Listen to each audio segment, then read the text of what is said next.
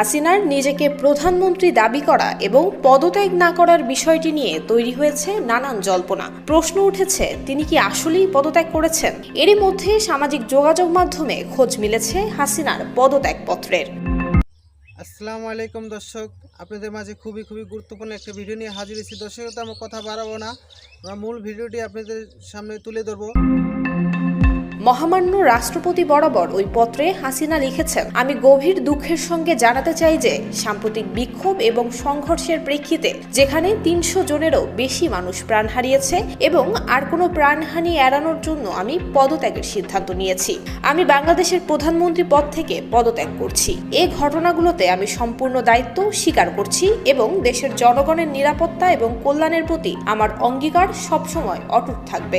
গত ১৫ বছর ধরে আমি আপনাদের সেবা করার সুযোগ পেয়েছি, যা আমার জীবনের সবচেয়ে বড় সম্মান। তবে সাম্প্রতিক ঘটনাবলী প্রমাণ করেছে যে এ মুহূর্তে দেশকে এগিয়ে নিয়ে যেতে অন্য নেতৃত্বের প্রয়োজন। আমি আশা করি আমার পদত্যাগ বাংলাদেশের উন্নয়নের নতুন পথ খুলে দেবে এবং শান্তি পুনঃপ্রতিষ্ঠিত করবে। এই কঠিন সময়ে আমার সরকার যা কিছু করেছে তার জন্য আমি গভীরভাবে অনুতপ্ত। আমি সব বাধ্যবাধকতা মেনে নিচ্ছি এবং এই সিদ্ধান্ত বাংলাদেশের বৃহত্তর স্বার্থে নিচ্ছি।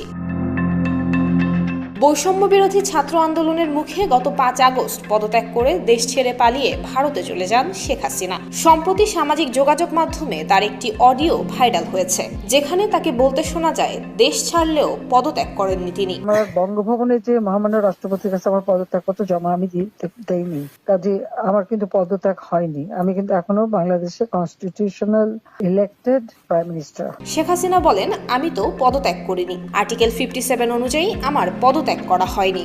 নিরাপত্তার জন্য আমাকে সরে যেতে হয়, কিন্তু আমার পদত্যাগ হয়নি। বিষয়টি অনেকের মাঝে কৌতূহলের সৃষ্টি করেছে।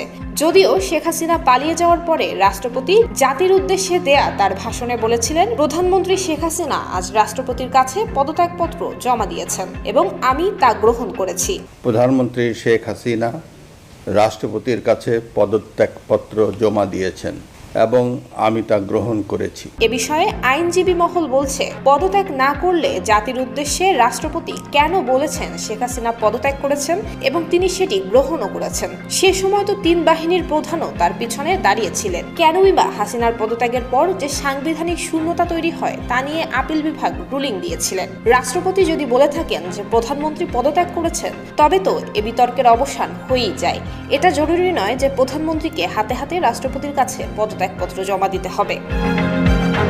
দেশে কোনো রাষ্ট্র কিংবা সরকার প্রধানের পদত্যাগপত্র কখনো সামনে আসেনি। তাই রাষ্ট্রের এই গুরুত্বপূর্ণ নথি নিয়ে এবার কেন সামাজিক যোগাযোগ মাধ্যমে এত আলোচনা, এমন প্রশ্ন রেখেছেন সিনিয়র আইনজীবীরা। আর তাই সামাজিক যোগাযোগ মাধ্যমে ভাইরাল হওয়া ওই পদত্যাগপত্রের সত্যতা নিয়েও এখন উঠেছে প্রশ্ন।